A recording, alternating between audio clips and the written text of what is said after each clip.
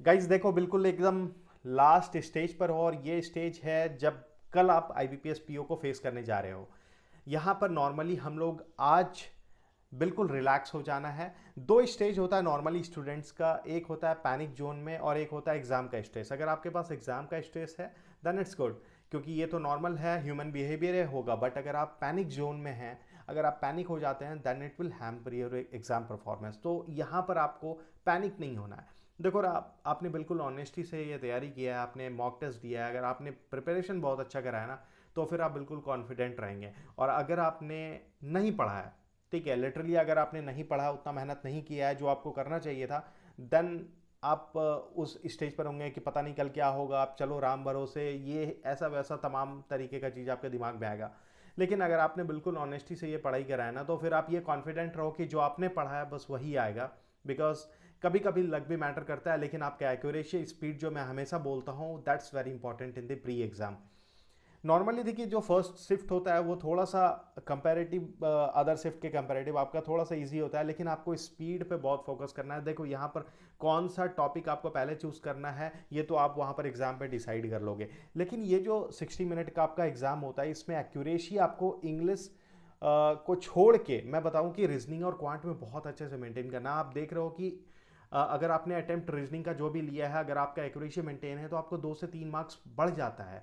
तो it will matter. और अगर मैं बताऊं कि जो ये टारगेट अगर आप लेके चलोगे ना कि हाँ, मेरा ये एग्जाम में टोटल इतना टारगेट है और मैं इतना लाना चाह रहा हूँ, तो ये चीज़ वहाँ पर सक्सेस नहीं हो पाता है। हालांकि ये चीज़ आप सोच के चलो कि वहाँ पर बस आपको अच्छा परफॉर्म करना है। अच्छा परफॉर्म अगर करना है मतलब ये हो गया कि आपको अपना बेस्ट देना है, और आज तक जो आपने पढ़ा है ना, बस वही आपके लिए बेस्ट होगा।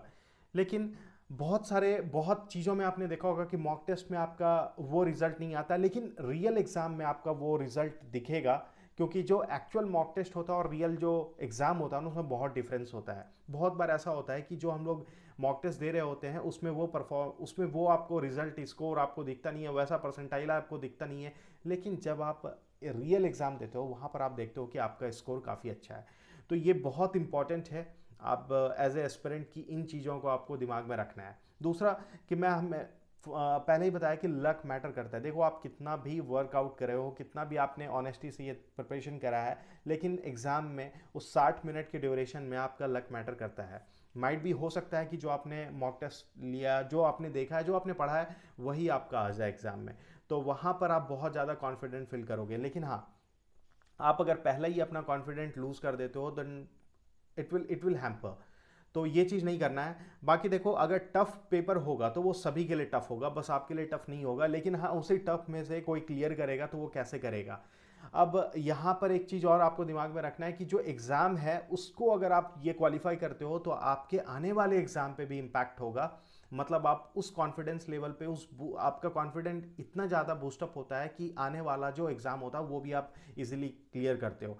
तो यहाँ पर कोशिश ये करना है कि जो ये एग्ज़ाम में आप अपियर होने जा रहे हो, ये एग्ज़ाम आपका क्लियर होना चाहिए। बस यही दिमाग में आप लेके चलो। हाँ, अगर हम लोग नॉर्मली एग्जाम में जाने से पहले ये सोचते हैं कि अगर नहीं हुआ तो, अगर अगर आपके वर्ड में आपके दिमाग में आ रहा है ना दैट ये चीज़ हैम्पर करेगा, तो अगर निकाल दो। क्योंकि अगर आपने प्रिपरेशन करा है, आपने ऑनेस्टी के साथ ये प्रिपरेशन करा है, तो आपका रिजल्ट भी दिखेगा। बहुत बार ये चीज़ होता है कि जिसका एक एग्ज़ाम क्लियर होता है ना, उसका एक एग्ज़ाम के बाद लगातार एग्ज़ाम क्लियर होना स्टार्ट हो जाता है। तो बस आप उस जोन में अपने आप को ले जाएं। जो आपके मेहनत में कमी है, उस चीज़ पे आपको वर्कआउट करना है। फिलहाल अभी इन चीज़ों पे बात नहीं करते, क्योंकि कल आपका एग्जाम है और आप ये सोचो कि लास्ट मिनट पे आपको बिल्कुल रिलैक्स रहना है। अभी बिल्कुल आप रेस्ट कर लो। और ब्लेसिंग्स बहुत इंपॉर्टेंट होता है। तो अपने फैमिली, अपने एल्डर्स का ब्लेसिंग ज़रूर लेकर जाना। बाकी मेरे तरफ से मैं आप लोगों को बहुत अच्छा चाहता हूँ कि इस बार आप लोगों का बहुत अच्छा स्कोर हो जाए और आप लोगों का ये एग्ज़ाम क्लियर हो जाए। So my best wishes with you guys. अपने एल्डर्स का भी बेस्ट विशेस लेके जाना एग्ज़ाम में, और ये एग्ज़ाम क्लियर करके आना। और फिर बताना कमेंट में कि एग्ज़ाम में कितना आपका टोटल अटेम्प्ट था और क्या आपने एक्यूरेसी मेंटेन किया, क्या स्पीड। जब मैं आप लोगों को पोल भी किया था, उसमें भी आपने देखा होगा कि एक्यूरेसी और स्पीड दोनों ही इंपॉर्टेंट होता है। बैंकिंग के एग्ज़ाम के लिए कोई एक चीज़ आप पकड़ के नहीं चल सकते हो, बट हाँ अगर आपने दोनों चीज़ पैरेलल वे में लेके चला है तो ये एग्ज़ाम को क्रैक करना बहुत आसान हो जाता है। That's it. इससे ज़्यादा और कुछ मैं नहीं बोलना चाहूँगा। लास्ट मिनट में आप लोग बिल्कुल, अब तो मैं बोलूँगा रिलैक्स, बिल्कुल रिलैक्स जोन में आ जाएं। ये जो मैंने पैनिक जोन वर्ड यूज़ किया था ना, उससे आपको बिल्कुल बाहर रहना है। ठीक है। तो नॉर्मली एक जो एग्ज़ाम का स्ट्रेस होता है दैट्स गुड, हाँ आपको परफॉर्म करना है, और वो 60 मिनट में जो परफॉर्मेंस आपका होगा वही आपका रिजल्ट दिला देगा। और ये चीज़ आपको बस याद रखना है।